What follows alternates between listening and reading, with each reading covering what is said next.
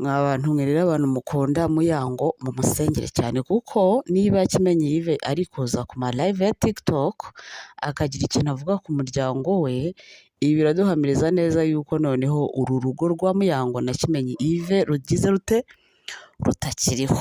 Muribuka Djihad avuga ku mugore uba muri Australia ngo w'inshuti n'umuntu witwa nde cyangwa se ngo ashatse kwinjira urugo rwa Muyango na Kimenyi, kumbe ngo aba bantu baziranye kuva kera, abandi ngo babyaranye impanga.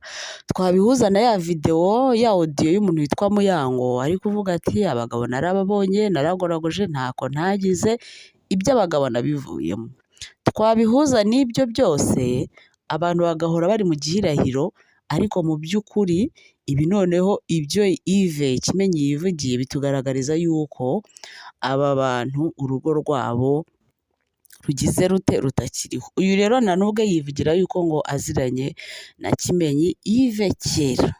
Ibintu byo kuvuga rero ngo babyaranye impanga yabanje kubyemera ariko ubu yabihakanye. Uriya Muyango avuga yuko yagerageje urugo biranga pe, muri iriya audio twumvishe.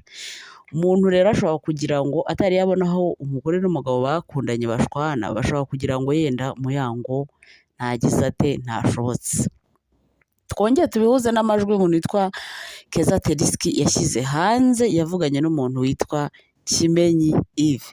Ibyo bintu byose nitugenda tukabihuzahuza tugahuza n'ibintu mw'iyi minsi Kimenyi aherutse gukora kuri live, baramubwiye ngo runaka uriya mukobwa nyine nana ni ex wawe ngo cyangwa ni umukunzi wawe. Kimenyi Yves mu kanwa ke nta umuvugishije ari ubyivugiye, avuga yuko ari iki Leo, aravuga ngo ni umukunzi we bya nyabyo. None se hari uwabimuvugishije? Hari ibishirira bari bariho bamukoza mu birenge ngo nabivuge ku ngufu? None se ubwo ngubwo mwa bantu mwe niba umuntu yeruye akaza kubivuga hano ku ma live ya TikTok, ikindi abantu bategereje n'iki cyo kwemeza iby'uyu muryango iby'uru rugo. Rero Aline Gahongayire yaje abwira umuntu witwa Muyango ubwo bari bari kuri live n'umuntu witwa Pastor Kim ati komera, abamvugirije induru ibyari bibi kuri njye nibyo Imana yagize positive, nta gitangaje kirimo, wowe shikama ubundi uceceke ukore iki, ukore akazi kawe. Uriya Muyango we araceceka cyane, ntabwo ari umuntu uvuga. Ntabwo Muyango wapfa kubona agira ikintu avuga ku muryango we n'umunyamakuru utinyutse kubimubaza ajugunya iriya hirya akakwihorera. Ariko niba Yves Kimenyi ubwe yaje ku ma live akavuga biriya bintu, Muyango yarabikwepye igihe kinini, ubuse ikindi cyo kurenzaho ni iki? Abantu bose bakomeza bavuga Muyango ukunda akabari, ukunda inzoga, ukunda amaraha, ukunda ubuzima bworoshye. Muyango akunda ubuzima bworoshye, se buriya mugore ntabwo ari umukozera? Uriya mugore ajya aryama, kumubona ari mu kabari biriya ni akazi ke, biri ubwabyo ni akazi. Ibyo abantu bivugisha ngo akundira aha, uriya mugore ni umukozi, ntabwo ari umunebwe. Ibintu byose rero bamuvugaho sintekereza yuko yabikoraga atari ku nyungu z'iki, atari ku nyungu z'umuryango we. Ibyo byose yabikoraga kuko ari ibintu bimwinjiza amafaranga.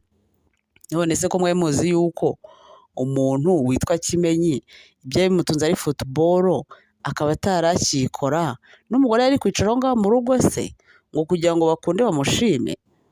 Kugenda muvuga ngo nta mugore ngo wagiye mu kabari, nta mugore wakoze ijoro, hanyuma se iryo joro bikagenda bite? Muyango ni umuntu, akazi kamutunze ni uguhostinga n'ibindi bikorwa byinshi agira ate yamamaza. Uri kumva? Ntabwo rero yari bwicara aho ngaho ngo kugira ngo bakunde ngo bamushime ngo bavuge ko ngo ari umugore w'umutima. Ntabwo tuzi twose ahantu isi igeze, ntabwo tuzi twose dukorwa ku manywa. Icyo ni ikindi kintu. Ikindi nimugenda mugahuza ibintu Muyango yakomeje avuga n'ibintu uriya Keza Teriski yari kodinze umuntu witwa Kimenyi Yves, mukabihuza murasanga urugo rwarasenyutse kera. Ariko Muyango ni umugore ukomeye, ni umugore wagerageje kugira ngo abeho ni umugore wagerageje kugira ngo yubake, ariko niba uriya mugore witwa Nana ubwo yavuze yuko aziranye kera n'umuntu witwa Kimenyi Yves, nta nubwo wanavuga ngo ni ibintu byeruye aka kanya. Ntabwo wavuga ngo ni ibintu bije aka kanya. Uri kumva? Ntabwo Muyango ubwo yari gutinyuka kuvuga ariya magambo nta kintu yabonye kidasanzwe iwe mu rugo. Ahubwo wavuga ngo hatangiye kuzamo agatotsi, uwitwa Nana ahita afatiraho ati nk'umuntu wigeze kumenyana n'umuntu witwa Kimenyi Yves, twigeze cyangwa se gukundanaho. Bikaba byarangiye ateye umukobwa uwundi inda, yarangiza kuyimutera bagakora ubukwe, nka numva mu rugo rwabo harimo agatotsi, reka mfatireho mfate nkomeze nongere mwisubize, mufatanye na depression y'urugo rwanze, ngire nte nongere mwigarurire. Nicyo uriya mukobwa wo muri Australia yagize ate we yakoze. Ahita nyine agira ate, ahita afatirana umuntu witwa Kimenyi, yumvishe yuko ibyo mu rugo rwe bitameze neza, aramufatirana arakomeza. Ariko buriya Kimenyi yavuga ngo uyu mugore ngo ni umukunzi we, yabivuga atabivuga, wirukana umugore ugugune gufwa shakime, ukazana urimira bungure. Utagira ngo kuba Muyango munaniranye ugashaka uwundi mugore, utibeshya yuko ngo ariwe muzagira mute, ariwe muzashobokana. Uyu mugore rero witwa Nana yatangiye yemera yuko abana bahari b'impanga ngo babyaranye. Akavidewo kabo karahari. Ariko mu by'ukuri aka kanya aravuze ngo mfite abana benshi, ariko mu bana benshi mfite nta bana njye mfitanye n'umuntu witwa nde Kimenyi Yves. Harimo ibintu donc yizanye kuri live, ariko harimo ibintu byo kubeshya no kushaka kujagaraza abantu babakurikira, uri kumva? Ariko mu by'ukuri niwe uzi ukuri kwabyo, ariko niba yifashe akavuga ko nta bana afitanye na Kimenyi, icyo yakoze ni ukwigarurira nde Kimenyi. Bamwe bavuga ko ariwe usenyera uriya rugo, ariko ntawe ubizi neza, kuko Kimenyi ibyishimo afite avuga iriya nkumi yitwa Nana biteye ubwoba. Ariko ibyishimo byabaho bitabaho, we agomba guhitamo inzira ye, nk'uko Muyango nawe agomba guhitamo iye, kandi buri wese agomba guhitamo inzira itagira ite imustressa, agomba guhitamo inzira imuhaye amahoro n'umutuzo.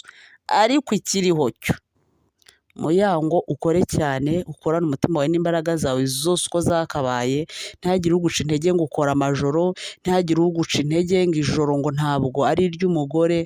Kora, ibyo bikwinjiriza amafaranga kandi bikubeshejeho biragutunze. Hari n'abarara bayagenda kandi nta kintu bagiye kuzana, nta n'ikintu kibungukira. We rero uba uri mu kazi mu buryo ki bweruye. Hanyuma Kimenyi Yves nawe nongeye ngusubiremo yuko wirukana umugore uguguna igufa ukazana urimira bungure. Nawe wa mugore we ngo ni Nana, ntabwo ntekereza yuko ibyo bintu urimo bizaguhira, niba ari wowe ufite uruhare rwo kugira ngo uru rugo rumere uku nguku, rube rwaje imihanda rube rwarasenyutse. Witekerezeho, ntabwo rwose ntacyo urusha Muyango gishobora gutuma Kimenyi areka Muyango ngo akuzeho. Ahubwo witekerezeho, ubanze umenye ngo Kimenyi ni muntu ki, ubanze umenye ngo Kimenyi ni iki gitumye areka Muyango akangarukaho. Utekereze inshuro nyinshi cyane, ubundi unasenge.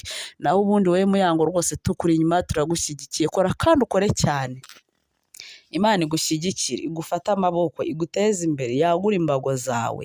Igihe nikigera Imana nemera ko kongera gusubirana na Kimenyi, muzasubirana, kandi nibona bitanakwiriye